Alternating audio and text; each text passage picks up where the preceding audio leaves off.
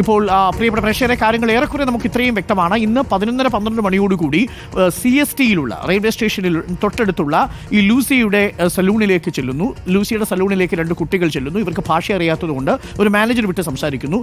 Spa അടക്കമുള്ള ചില കാര്യങ്ങൾ ചെയ്യണമെന്ന് ആവശ്യപ്പെടുന്നു. അങ്ങനെ സലൂണിൽ ട്രീറ്റ്മെന്റ് ചെയ്യാൻ വേണ്ടിയിട്ടിരിക്കുന്നു. 4 മണിവരെ ഈ കുട്ടികൾ സലൂണിൽ തന്നെ ഉണ്ടായിരുന്നു എന്നാണ് പറയുന്നത്. മുംബൈയിൽ CST റെയിൽവേ സ്റ്റേഷന് തൊട്ട് സമീപത്തുള്ള സലൂണിലായിരുന്നു ഈ കുട്ടികൾ രണ്ടുപേരും പോയത്. ഈ സലൂണിൽ ഈ കുട്ടികൾ രണ്ടുപേരും 4 മണി വരെ ഉണ്ടായിരുന്നു. 4 മണിയാകുമ്പോഴേക്കും ഇവരുടെ ഈ ഓണറായ ലൂസിയുടെ ഫോണിൽ നിന്നും ഇവർ ഫോണിൽ ബന്ധപ്പെടുന്നു. റഹീസ് എന്ന് പറയുന്നയാൾ ഇവരെ വിളിക്കുന്നു. റഹീസ് എന്ന് പറയുന്നയാളുമായിട്ട് സംസാരിക്കുമ്പോൾ ഈ കുട്ടികളെ തിരക്കി അയാൾ അവിടെ ലൊക്കേഷൻ തിരക്കി അവിടെ എത്താമെന്ന് പറയുന്നു. പക്ഷേ ആ സമയമാകുമ്പോഴേക്കും 3 കോളുകൾ റഹീസ് ചെയ്തു എന്നാണ് മനസ്സിലാക്കുന്നത്. 3ാമത്തെ കോൾ ചെയ്യുമ്പോൾ ഈ കുട്ടികൾ അവിടെ ഇരിക്കണം, ഞാൻ അവിടെ വന്ന് അവരെ കൂട്ടിക്കൊണ്ടു പോകാം എന്ന് റഹീസ് പറയുന്നു അത്രേ. അങ്ങനെയാണെങ്കിൽ പനവേലിലേക്ക് പോകണം എന്നാണ് ഈ കുട്ടികൾക്ക് അറിയാവുന്ന ഒരു സ്ഥലം പനവേലാണ്. ഒരു പക്ഷേ റഹീസ് അസലത്തിൻ്റെ സ്ഥലം പനവേലായിരിക്കും. നമ്മുടെ പനവേലിലുള്ള നമ്മളുടെ മലയാളി പ്രതിനിധികളുടെ കോൺടാക്റ്റ് കൂടി നമുക്കൊന്ന് എടുക്കേണ്ടതുണ്ട്. നമ്മുടെ ബ്യൂറോയുടെ ശ്രദ്ധയ്ക്ക് പനവേലിലുള്ള മലയാളി സമാജം പ്രവർത്തകരുടെ ശ്രദ്ധയ്ക്ക് കുട്ടികൾ പനവേലിൽ എത്തിയിട്ടുണ്ടോ എന്നുള്ളൊരു സംശയമുണ്ട്. കാരണം CSTയിൽ നിന്ന് പനവേലിലേക്ക് പോകണം എന്നാണ് പറഞ്ഞത് ഈ ലൂസിയോട്. അതേസമയം പനവേലിലാണ് റഹീസ് ഉള്ളതെന്നും പറഞ്ഞതായിട്ട് പറയപ്പെടുന്നു. അങ്ങനെയാണെങ്കിൽ പനവേലിൽ ഈ കുട്ടികൾ എത്തിയിട്ടുണ്ടോ എന്നുള്ളതാണ് ഇനി നമുക്ക് അറിയേണ്ട ഒരു പ്രധാനപ്പെട്ട കാര്യം. ഈ കുട്ടികൾ എന്തിനു വേണ്ടി എത്തി, കല്യാണത്തിനു വേണ്ടി വന്നു എന്ന് കള്ളം പറഞ്ഞു എന്നാണ് നമ്മൾ മനസ്സിലാക്കുന്നത്. ഇൻസ്റ്റാഗ്രാം ഒരു വഴി പരിചയപ്പെട്ട ഒരു സുഹൃത്തിൻ്റെ കല്യാണത്തിനു വേണ്ടി പനവേലിലേക്ക് വന്നു എന്നാണ് പറഞ്ഞിരിക്കുന്നത്. സ്വാഭാവികമായും അങ്ങനെ വരാനുള്ള സാധ്യത കുറവാണ്. റഹീസുമായിട്ട് അവർക്ക് ബന്ധമുണ്ടായിരുന്നു. ഇവരുടെ ഫോൺ ട്രാക്ക് ചെയ്യാതിരിക്കാൻ വേണ്ടി ഫോൺ അവർ ഉപയോഗിച്ചിരുന്നില്ല. അതുകൊണ്ട് തന്നെ ലൂസിയുടെ ഫോണിൽ നിന്ന് വിളിച്ചു. അതുകൊണ്ട് റഹീസിൻ്റെ ഫോൺ നമ്പർ കിട്ടി. ഇപ്പോൾ റഹീസിൻ്റെ ഫോൺ നമ്പറും നമുക്ക് റഹീസിൻ്റെ ഫോൺ നമ്പറിലേക്ക് വിളിച്ചു നോക്കാവുന്നതാണ്. പക്ഷേ അത് പോലീസ് നേരത്തെ ട്രൈ ചെയ്തപ്പോൾ ആ ഫോൺ റിംഗ് ചെയ്യുന്നുണ്ടായിരുന്നില്ല. റഹീസ് പനവേലിലാണ് ഉള്ളത് എന്നാണ് നമ്മൾ മനസ്സിലാക്കുന്നത്. അഥവാ മുംബൈ CSTയുടെ പരിസര പ്രദേശങ്ങളിൽ എവിടെയോ ഈ റഹീസ് ഉണ്ടായിരുന്നിരിക്കണം. ഈ കുട്ടികൾ അവിടെ എത്തുന്നത് 11 മണിക്കാണ്. ഈ കുട്ടികൾ എത്തി റഹീസിനെ കാത്തിരിക്കാൻ വേണ്ടിയുള്ള ടൈം ആയിരിക്കാം. റഹീം അസ്ലം എന്താണ് അയാളുടെ പേര്. ഇപ്പോൾ നമ്മൾ റഹീമിൻ്റെ ഫോൺ കോളിലേക്ക് നമുക്ക് ഒന്ന് കോൾ ചെയ്യാവുന്നതാണ്. നമുക്ക് നമ്പർ കിട്ടിയിട്ടുണ്ട് റഹീം അസ്ലവുമായി നമുക്കൊന്ന് സംസാരിക്കണം. ഈ കുട്ടികൾ എന്തിനാണ് പോയത് റഹീമിനോടൊപ്പം എന്നത് നമുക്കറിയണം. ഈ കുട്ടികൾ ഇവിടെ നിന്ന് റഹീം പറയാതെ അവിടെ നിന്ന് ഇറങ്ങി വന്നതാണെങ്കിൽ കുട്ടികളെ സുരക്ഷിതനാക്കാൻ നോക്കുകയാണോ റഹീം എന്നറിയില്ല. അതല്ല ഈ കുട്ടികളെ റഹീം പറഞ്ഞതനുസരിച്ച് ഇറങ്ങി വന്ന കുട്ടികളാണോ എന്നറിയില്ല. ഈ റഹീം ഇപ്പോൾ മഹാരാഷ്ട്രയിലുണ്ട് എന്നാണ് മനസ്സിലാക്കുന്നത്.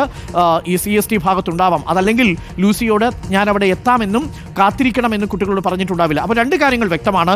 റഹീം അസ്ലത്തിനെ തേടിയാണ് ഈ കുട്ടികൾ എത്തിയിരിക്കുന്നത്. റഹീം അസ്ലത്തിന്റെ നമ്പറിലേക്കാണ് ലൂസിയുടെ ഫോണിൽ നിന്ന് ഈ കുട്ടികൾ വിളിച്ചിട്ടുള്ളത്. റഹീം അസ്ലം ഇപ്പോൾ പനവേലിലാണോ ഉള്ളതെന്ന് നമുക്കറിയില്ല. റഹീം അസ്ലത്തിന്റെ ഫോൺ നമ്പർ ഇപ്പോൾ ആക്റ്റീവാണ്. പോലീസിന് ഈസി ആയിട്ട് ട്രേസ് ചെയ്യാൻ സാധിക്കും.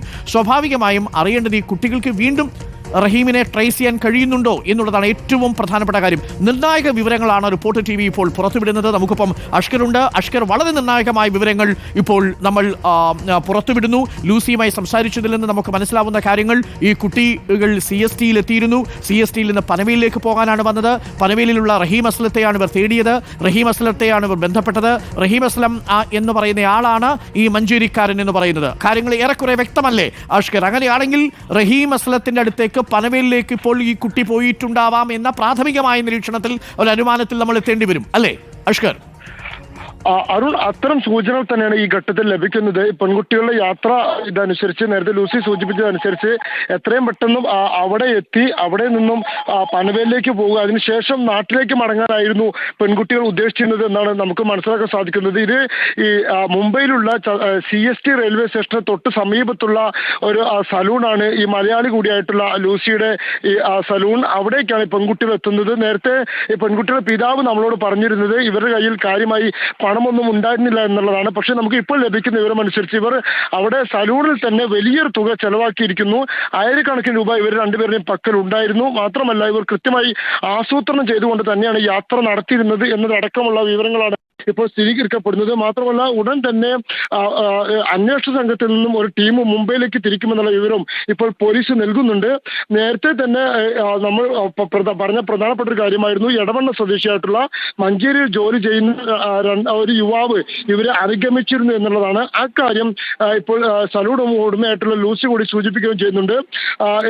തന്റെ മൊബൈലിൽ നിന്നും ഇത്തരത്തിൽ തന്റെ കയ്യിൽ നിന്നും മലയാളിയായ ഒരു ആൺകുട്ടിയെ വിളിച്ച് ഇവർ സംസാരിച്ചിരുന്നു. അന്ന് ഇവരുടെ കയ്യിൽ ഫോൺ ഇല്ലായിരുന്നു എന്നൊക്കെയാണ് ലൂസി പറയുന്നത്. പക്ഷേ നേരത്തെ ഇവർ രക്ഷിതാക്കൾ സൂചിപ്പിച്ചത് രണ്ടുപേരുടെ കയ്യിലും മൊബൈൽ ഫോൺ ഉണ്ടായിരുന്നു എന്നുള്ളതാണ്. മനഃപൂർവ്വം ആ മൊബൈൽ ഫോൺ സ്വിച്ച് ഓൺ ചെയ്യാതിരിക്കാനായിരിക്കാം ഒരു പക്ഷേ ഈ സലൂൺ ഉടമ കൂടിയായിട്ടുള്ള ലൂസിയുടെ പക്കൽ നിന്നും ഈ പെൺകുട്ടികൾ മൊബൈൽ ഫോൺ വാങ്ങി ഈ റഹീം അസ്ലമിനെ വിളിച്ചിട്ടുണ്ടാവുക. ആ ആൺകുട്ടിയുടെ ഫോണിലേക്ക് 3 തവണ വിളിക്കുകയും അതുപോലെ തന്നെ ആൺകുട്ടിക്ക് തന്റെ സലൂണിൽ റഹീം അസ്ലം എന്ന് പറയുന്നത് പ്രായപൂർത്തിയായ ആള് തന്നെയായിരിക്കുമല്ലോ അല്ലേ? അരുൺ, നമുക്ക് ലഭിക്കുന്ന വിവരം അനുസരിച്ചുകൊണ്ട് മഞ്ചേരിയിലെ ഒരു വസ്ത്ര വ്യാപാര സ്ഥാപനത്തിൽ മാനേജറായി ജോലി ചെയ്യുന്ന യുവാവാണ് ഈ റഹീം അസ്ലം എന്ന് പറയുന്നത്. മലപ്പുറം എടവണ്ണ സ്വദേശിയാണ്. അദ്ദേഹം പ്രായപൂർത്തിയായ വ്യക്തി തന്നെയാണ്. അദ്ദേഹത്തിന്റെ കൂടെ തന്നെയാണ് ഇവിടെ നിന്നും യാത്ര തിരിച്ചത് എന്നാണ് പോലീസും നിഗമനത്തിലെത്തിയിരിക്കുന്നത്. പക്ഷേ ഇവരെങ്ങനെയാണ് CST എത്തിയത് എന്നുള്ളതാണ് ഏറ്റവും പ്രധാനപ്പെട്ട ചോദ്യം. റഹീം അസ്ലം പനവേലിൽ ഇറങ്ങി ഇവരെ CSTയിലേക്ക് വിടുക സാധ്യമല്ലല്ലോ.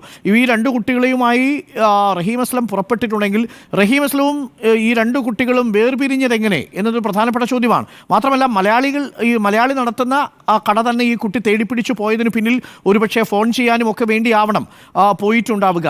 പക്ഷേ റഹീം അസ്ലവും ഈ കുട്ടികളും എങ്ങനെയാണ് ഈ യാത്രയിൽ വേർപിരിഞ്ഞത്? അഥവാ റഹീം അസ്ലം നേരത്തെ പോവുകയും ഈ കുട്ടികൾ ഈ തീവണ്ടിയിലെത്തി സ്ഥലം മാറി CSTയിൽ പോയി ഇറങ്ങുകയുമാണോ ചെയ്തിട്ടുണ്ടാവുക? അക്കാര്യത്തിൽ ചില വ്യക്തത പോലീസിനും ഇതുവരെ ലഭിച്ചിട്ടില്ല. കാരണം ഇവർ തമ്മിലുള്ള ബന്ധം എന്താണ്, അതുപോലെ തന്നെ ഏത് സാഹചര്യത്തിലാണ് ഇത്തരത്തിൽ ഇവർ രണ്ടായി പിരിഞ്ഞത് എന്നുള്ള കാര്യങ്ങളൊക്കെ തന്നെ പോലീസ് ഇപ്പോൾ അന്വേഷണം നടത്തി വരുന്നുണ്ട്. ഇതുമായി ബന്ധപ്പെട്ട് റഹീമിൽ നിന്ന് തന്നെ നേരിട്ട് പോലീസ് വിവരങ്ങൾ ശേഖരിച്ചു വരികയാണ്. ഈ ആദ്യഘട്ടത്തിൽ തിരൂരിലേക്ക് താനൂർ റെയിൽവേ ദേവദാർ സ്കൂളിൽ നിന്നും യൂണിഫോം ഡ്രസ്സിൽ ഇറങ്ങിയ 2 വിദ്യാർത്ഥികളും ആദ്യഘട്ടത്തിൽ പോകുന്നത് തിരൂർ റെയിൽവേ സ്റ്റേഷനിലേക്കാണ്. അവിടെ നിന്നും വസ്ത്രം മാറിയാണ് പിന്നീട് ഈ 2 പേരും കോഴിക്കോട് റെയിൽവേ സ്റ്റേഷനിലേക്ക് എത്തുന്നത്. അതിനുശേഷമാണ് കോഴിക്കോട്ട് നിന്നും ഒരുമിച്ച് ഇത്തരത്തിൽ ഇവിടെ നിന്നും മഹാരാഷ്ട്രയിലെ മുംബൈയിലേക്ക്. അഷ്കരെ, നമുക്കിപ്പം